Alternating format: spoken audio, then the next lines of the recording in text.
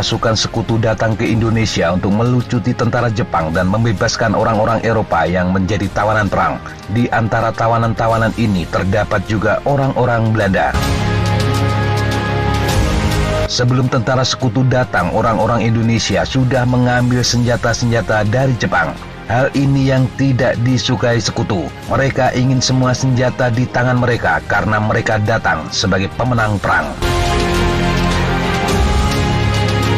Tentara sekutu di Surabaya adalah militer Inggris dari Brigade Infanteri India ke-49 Maratha di bawah kepemimpinan Brigadir Jenderal Malabi. Pasukan ini berisikan orang-orang India dalam militer Inggris yang disebut sebagai Indian Army. Mereka tiba di Surabaya pada 25 Oktober 1945. Pasukan ini yang membuat pemuda Indonesia marah besar karena membebaskan orang-orang Belanda yang ditawan Jepang. Bahkan pemuda Indonesia juga dilucuti senjatanya. Sebetulnya Malabi kecewa pada atasannya ketika mendarat di Surabaya. Pasalnya Malabi berada pada situasi yang sulit karena permusuhan orang-orang Surabaya mulai muncul. Duduk perkaranya adalah karena Inggris sudah lebih dulu memerintahkan untuk menyebar ultimatum kepada orang-orang Indonesia agar menyerahkan senjatanya. Panglima merusakkan segalanya dengan menyebarkan pamflet berisi ultimatum dari pesawat yang tinggal landas dari Betawi tanpa memberikan isinya lebih dulu padaku, tulis Malabi dalam surat kepada istrinya. Pamflet ini adalah tamparan yang amat memalukan bagiku sebagai perwira tinggi, tambahnya. Malabi dan pasukannya pun terjebak dalam masalah. Ditambah lagi dengan militer Inggris yang sudah main lucut senjata yang membuat pemuda Surabaya mengamuk.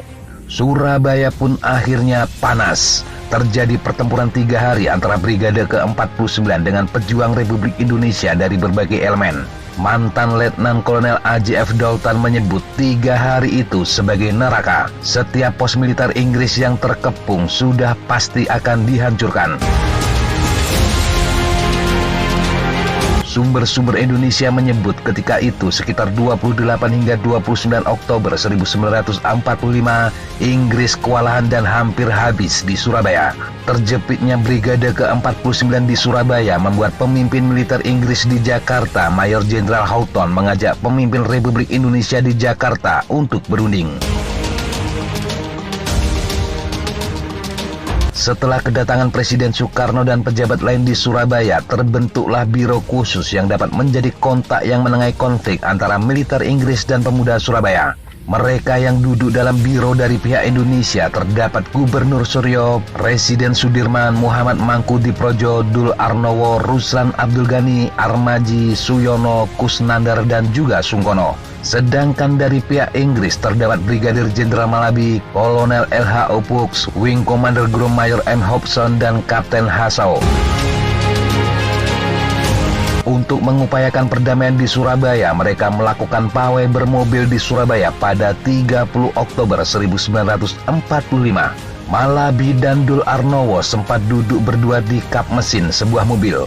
Setelah melewati gedung Linde TVS, mereka ke arah Jembatan Merah. Di sana mereka berhenti di gedung Internatio yang menampung prajurit Inggris India. Muhammad Mangkudiprojo dalam risalah yang dimuat dalam 100 hari di Surabaya yang menggemparkan dan diterbitkan pada tahun 1975 menyebut rakyat di muka gedung Internatio yang semula sudah tampak tenang timbul amarahnya. Beratus-ratus orang mengejar iring-iringan dan menutupi jalan hingga terpaksa rombongan berhenti persis di muka Jembatan Merah. Malabi sudah berada di luar mobil yang dia tumpangi sedang pistolnya sudah direbut oleh rakyat Indonesia. Menurut Mangkudiprojo yang melihat kejadian itu, rakyat yang sudah panas tidak percaya pada biro yang bersikap diplomatis terhadap militer Inggris. Rakyat yang berkerumun itu tidak tahu siapa Malabi. Perwira yang hampir berusia 46 tahun itu hendak masuk ke gedung Internatio, tetapi dia dihalangi oleh massa rakyat di luar gedung. Akhirnya Malabi memerintahkan Kapten So untuk disuruh masuk gedung Internatio. Sebetulnya menurut Mangkudiprojo, Malabi sudah setuju gedung Internatio dikosongkan dari militer Inggris.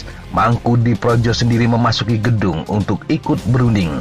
Saat sudah di dalam itulah Mangkudi Projo melihat sebuah mortir disiapkan tentara Inggris. Hari sudah hampir gelap ketika itu, namun ketegangan belum juga akan reda. Di dalam gedung, orang-orang Indonesia yang menjadi anggota biro segera menjadi sandra ketika suara tembakan meletus. Tidak jelas siapa yang memulai tembakan dalam kekacauan itu. Di dalam gedung itu, beberapa perwira Inggris begitu khawatir pada Malabi yang berada di tengah kerumunan massa yang dianggap berbahaya. Mayor Venuka Gopal, Komandan Kompi di Batalion 8 Maratha yang bertahan di gedung, segera memberi perintah tembak dan lemparan granat ke arah kerumunan massa agar mereka bubar. Tujuannya agar Malabi bisa membebaskan diri. Granat itu memang berhasil membubarkan massa aksi dari sekitar mobil yang ditumpangi Malabi. Namun Malabi dan beberapa perwira Inggris sedang berada di dalam mobilnya. Menurut David Well, Malabi bersama beberapa perwira Inggris lainnya duduk di dalam mobil ketika ada baku tembak. Ketika tembakan mereda, Malabi mengintip untuk memantau situasi. Beberapa pemuda tidak dikenal kemudian mendekat. Kapten R.C. Smith, seperti dikutip juga Aparat dalam Hukilat Brigadir Malabi terbitan 1975, melihat ada pemuda yang kemudian menembak Malabi dari jarak yang cukup dekat. Itulah senjata terakhir bagi Malabi. Smith sendiri berusaha membalas penembakan itu dengan melempar granat ke pemuda tadi. Tidak jelas bagaimana nasib si pemuda yang diduga menembak Malabi. Pertempuran berlangsung berjam-jam dan baru berhenti hampir pukul 21 malam. Pertempuran mereda setelah ada pengumuman kepada massa rakyat yang mengepung gedung Internasio bahwa akan dilaksanakan pengosongan oleh tentara Inggris esok harinya. Pasukan Inggris India itu akhirnya pergi dari gedung Internasio dengan diangkut truk-truk yang disediakan pihak Indonesia.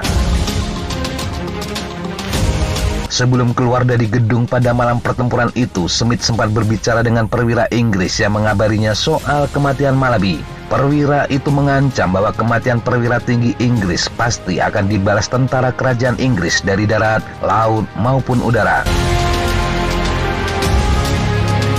Aubertin Walter Shorten Malabi adalah perwira operasional andalan Inggris. Selesai perang, Malabi dikirim ke Indonesia. Pangkatnya sudah mayor jenderal. Namun karena ditunjuk memimpin pasukan berkekuatan 1 brigade, dia turun pangkat menjadi brigadir. Misi ke Indonesia menjadi komando operasi pertama Malabi setelah kampanye militer di Burma. Diperkirakan penugasan ke Surabaya tidak akan terlalu berbahaya ketimbang bertugas selama Perang Dunia Kedua melawan Jepang. Nyatanya Malabi malah terbunuh di Surabaya. Makamnya kini berada di Menteng, Pulau Jakarta. Di sana terbaring pula jasad jenderal lain, yaitu Brigadir Robert Guy Lauder Simon yang menyusul Malabi pada hari pertama pertempuran 10 November 1945. Pada masa damai setelah Perang Dunia Kedua yang berdarah-darah, Inggris justru harus kehilangan 2 jenderal.